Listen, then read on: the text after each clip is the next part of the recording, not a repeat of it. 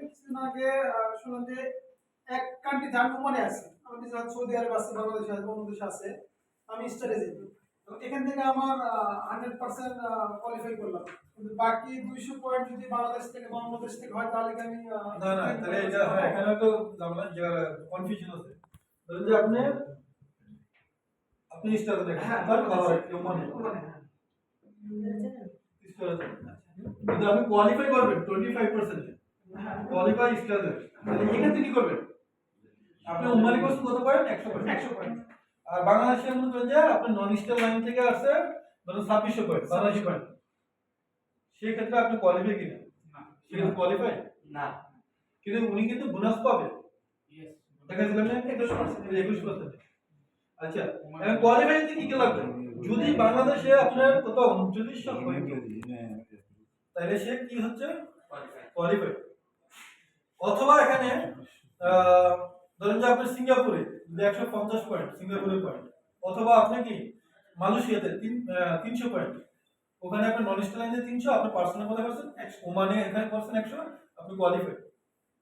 ঠিক আছে, তাহলে এইভাবে কিন্তু আপনার দেখা যাচ্ছে আরেকটা জিনিস দেখা যাচ্ছে যে বাংলাদেশের মেম্বার কিন্তু মিডল ইস্টে 300 পয়েন্ট, সে বাংলাদেশে 1300 করে করছে, তাও কোয়ালিফাই। অর্থাৎ উনি বাংলাদেশে আছে না অনেকে, কিন্তু বিজনেস বাংলাদেশে করতেছে, কিন্তু ওখানে 1300 করছে, কিন্তু ওনার মিডল ইস্টে নন স্টার লাইন থেকে 300 হয়েছে, বা অন্য দেশ থেকে 300 হয়েছে, তার উনি কোয়ালিফাই। যেকোনো এক দেশ থেকে 300 হলেই চলে। হ্যাঁ, 300 হলেই, যেকোনো এক দেশ থেকে। কিন্তু এটা যদি হয় যে না আপনি এখানে করছেন 100, বাংলাদেশ 100, ফিলিপাইন 100, হবে না, কিন্তু বোনাস পাওয়ার মতো 21%। তাহলে বিজনেস কিন্তু আপনি এইগুলোই ছোটখাটো বিষয়গুলো আমরা যখন আলোচনা করবো, বোনাস স্টেটমেন্ট দেখবো, তখন কিন্তু ক্লিয়ার হবে। না, এটা ক্লিয়ার হওয়া বেশি জরুরি, স্টার এজেন্ট কোয়ালিফাই। এখন যেমন আমাদের আপনি না স্যার, আপনি যেভাবে দেখালেন না যে বাংলাদেশ থেকে 200, এখান থেকে 100 হলে হবে না। এতদিন আমাদের জানানো হয়েছে এটাই যে ডাউনলাইন থেকে যে কোনো 200, আমার 100, 300 হলে কোয়ালিফাই হয়ে যায়। কিন্তু এটা হ্যাঁ, না এখন যেমন আমরা ক্লিয়ার ডিফারেন্টলি বুঝতে পারলাম, এটা খুব জরুরি ছিল আর কি, মানে বোঝানোর বা বোঝার ভুল ছিল। একটা বিষয় মিডল ইস্টে আমরা যারা আছি, বোনাস মিডল ইস্ট থেকে, কিন্তু আমাদের পয়েন্টটা মিডল ইস্টে লাগবে। এটা ক্লিয়ার আছে কিনা? এটা ক্লিয়ার। এটা পয়েন্টটা আমরা আমার এখানে লাগবে, এরপর আপনি বাকি যেখানে করেন।